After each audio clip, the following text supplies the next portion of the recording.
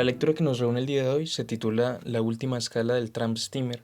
Es una novela de Álvaro Mutis y lo que buscamos hacer, al menos todos los sábados de ahora en adelante, será leer un fragmento, el primer capítulo o las primeras páginas de ciertas novelas en función de visibilizar, promover, incentivar la lectura de estas. Sin más, comencemos. La dedicatoria. A Gabriel García Márquez, esta historia que hace tiempo quiero contarle, pero que el fragor de la vida no lo ha permitido. Epígrafe. Y un olor y un rumor de buque viejo, de podridas maderas y hierros averiados, y fatigadas máquinas que aúllan y lloran, empujando la proa, pateando los costados, mascando lamentos, tragando y tragando distancias, haciendo un ruido de agrias aguas sobre las agrias aguas, moviendo el viejo buque sobre las viejas aguas. Pablo Neruda, el fantasma del buque de carga. Residencia en la tierra, número 1. El segundo epígrafe es de Stéphane Mallarmé, pero está en francés. Hay muchas maneras de contar esta historia, como muchas son las que existen para relatar el más intrascendente episodio de la vida de cualquiera de nosotros. Podría comenzar por lo que para mí fue el final del asunto, pero que para otro participante de los hechos pudo ser apenas el comienzo. Ni qué decir que la tercera persona implicada, en lo que voy a tratar de relatarles, no podría distinguir ni el comienzo ni el fin de lo que ella vivió entonces. He optado, pues, por contar lo sucedido según mi personal experiencia y dentro de la cronología que en ella me tocó en suerte. Tal vez no sea la manera más interesante de enterarse de esta singular historia de amor.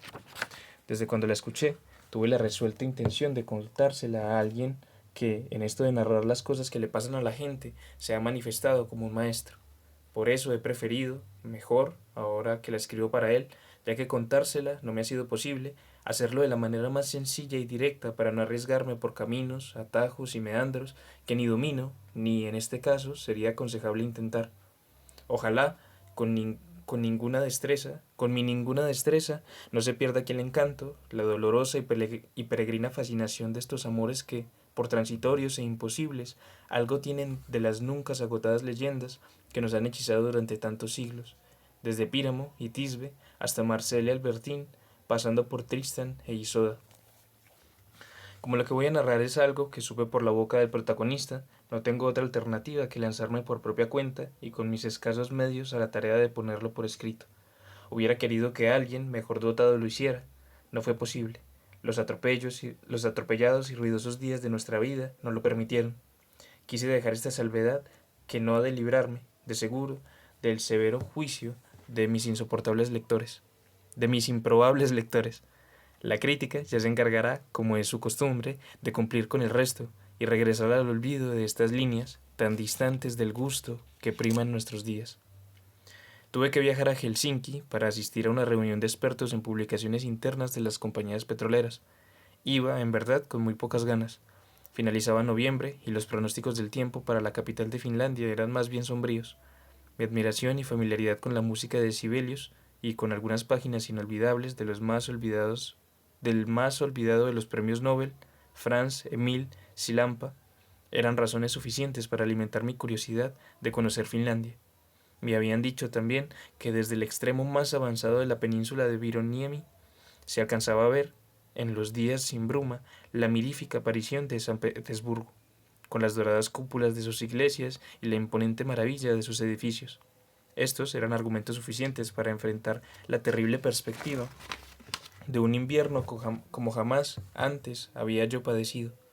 Helsinki estaba, en efecto, como paralizada dentro de un translúcido e inolvidable cristal, a 40 grados bajo cero. Cada ladrillo de sus edificios, cada ángulo de las rejas de sus parques sepultado en una nieve marmórea, cada detalle de sus monumentos públicos se destacaban con nitidez incisiva, casi intolerante. Recorrer las calles de la ciudad era una hazaña con riesgos mortales, pero con inquietantes compensaciones estéticas. Cuando insigné a mis compañeros de Congreso que intentaba ir hasta el espolón, ubicado más hacia el este del puerto, para divisar desde allí la capital de Pedro el Grande, todos me miraron como si fuera un insensato, sin las menores posibilidades de sobrevivir. Durante una de las cenas de rigor, un colega finlandés, con cortesía, no exenta de cierta cautela causada por la delirante desmesura de mi propósito, me previno de los peligros que tendría que enfrentar. En ese sitio, me explicó, el viento corre dejando a su paso, convertidos en bloques de hielo, todos los obstáculos que se crucen en su camino. Cualquier abrigo, por grueso y protegido que sea, de nada sirve en ese caso. Le pregunté si en un día de calma, de los muy raros donde un efímero pero resplandeciente sol se hace presente, podría yo cumplir con mi sueño de ver, así fuera de lejos, la Venecia del norte. Convino en que esto sería posible siempre y cuando tuviese a mi disposición un vehículo listo para devolverme al hotel en el instante en que cambiara el tiempo, cosa que en esa época podía suceder en breves minutos. Los representantes en Finlandia de mi compañía se encargaron de facilitarme el automóvil y de prevenirme con la anticipación necesaria de la inminencia de un día de sol. La oportunidad se me ofreció mucho más pronto de lo que esperaba. 2 días después recibí una llamada telefónica. Me anunciaban que al día siguiente pasarían por mí para llevarme al lugar en cuestión. Había 3 horas de sol sin una brizna de niebla, garantizadas por los meteorólogos de nuestra empresa. Con puntualidad ejemplar, el auto me recogió el día en la puerta del hotel. Al otro día, en la puerta del hotel, nos lanzamos por la avenida que rodeaba parte de la ciudad y conduce a las afueras hasta las zonas de los muelles. El chofer no hablaba ningún idioma distinto al finés. Ni siquiera las 4 palabras en sueco de mi cosecha sirvieron para comunicarme con él. Tampoco tenía mucho que hablar con este auriga salido de las páginas de Kalevala. El trayecto que había imaginado más largo nos tomó escasos 20 minutos. Cuando descendí del auto, el espectáculo me dejó sin habla. La transparencia del aire era absoluta. Cada grúa de los muelles, cada junco de la orilla, cada embarcación que cruzaba en un silencio irreal por las aguas inamovibles de la bahía, tenía una presencia tan neta que tuve la impresión de que el mundo acababa de ser inaugurado. Al fondo, con igual precisión, en una cercanía inconcebible, se alzaba la ciudad que construyó Pedro Romanov para cumplir un delirio del autócrata genial y sórdido propósito del astuto vástago de Iván el Terrible.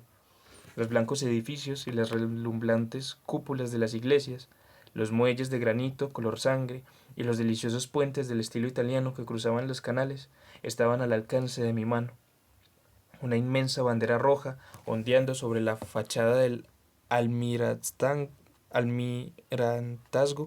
me regresaba un presente, cuya desleída necedad resultaba impensable en ese instante, y en ese escenario sobrecogedor por la perfección de sus proporciones y la translúcida presencia de un aire de otro mundo. Me senté en el borde del parapeto de granito que protegía la cinta asfáltica, y, con los pies congelados sobre el espejo del acero de las aguas, quedé embebido en la contemplación de un milagro que estaba seguro de que nunca más se repetiría en mi vida. Fue entonces cuando por primera vez se me apareció el tramp steamer, personaje de singular importancia en la historia que nos ocupa. Sabido es que con este término se nombra a los cargueros de pequeño tonelaje, no afiliados a ninguna de las grandes líneas de navegación, que viajan de puerto en puerto buscando carga ocasional para llevar no importa dónde. Así malviven, arrastrando su lastimada silueta por mucho más tiempo del que pudiera hacernos predecir su precaria condición. Entró de repente en el campo de mi vista, con lentitud de saurio malherido. No podía dar crédito a mis ojos. Con la esplendente maravilla de San Petersburgo al fondo, el pobre carguero iba invadiendo el ámbito con sus costados llenos de pringosas huellas de óxido y basura que llegaban hasta la línea de flotación. El puente de mando y, en la cubierta, la hilera de camarotes destinados a los tripulantes y a ocasionales pasajeros habían sido pintados de blanco en una época muy lejana. Ahora, una capa de mugre, de aceite y de orín les daba un color indefinido, el color de la miseria, de la irreparable decadencia, de un uso desesperado e incesante. Se deslizaba, irreal, con el jadeo agónico de sus máquinas y el descompasado ritmo de sus bielas que, de un momento a otro, amenazaban con callar para siempre. Ocupaba ya el primer plano en el irreal y sereno espectáculo que me tenía absorto, y mi maravillada sorpresa se convirtió en algo muy difícil de precisar.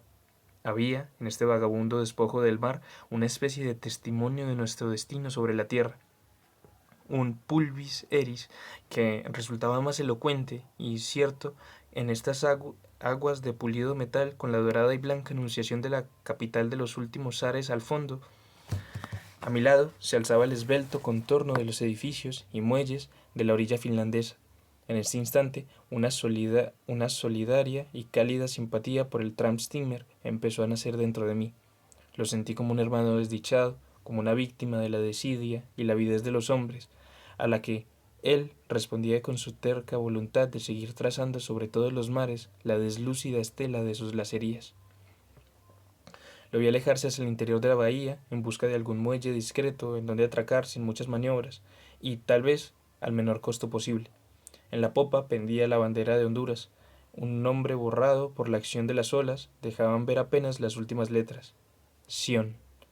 Era improbable que, por una ironía que más parecía befa, el nombre de este viejo carguero fuera el de Alción. Debajo del mutilado letrero se conseguía leer, no sin dificultad, el lugar de matrícula, Puerto Cortés. Mi limitada experiencia en las cosas del mar, en la inextricable y sórdida red de su comercio, me bastó, sin embargo, para no hacer necias consideraciones sobre los contrastes nacidos de esta aparición de un desastrado carguero del Caribe en medio de uno de los más olvidados y armoniosos panoramas de la Europa septentrional. El carguero hondureño me había regresado a mi mundo, al centro de mis más esenciales recuerdos. Nada tenía ya que hacer allí, en el centro, en el extremo de la península de Vironiemi. Por fortuna, el auguria, parecido a Liminicaquén, se me acercó para indicarme que el cielo en el que se amontonaban con vertiginosa premura las nubes plomizas indicadoras de un inminente cambio de temperatura.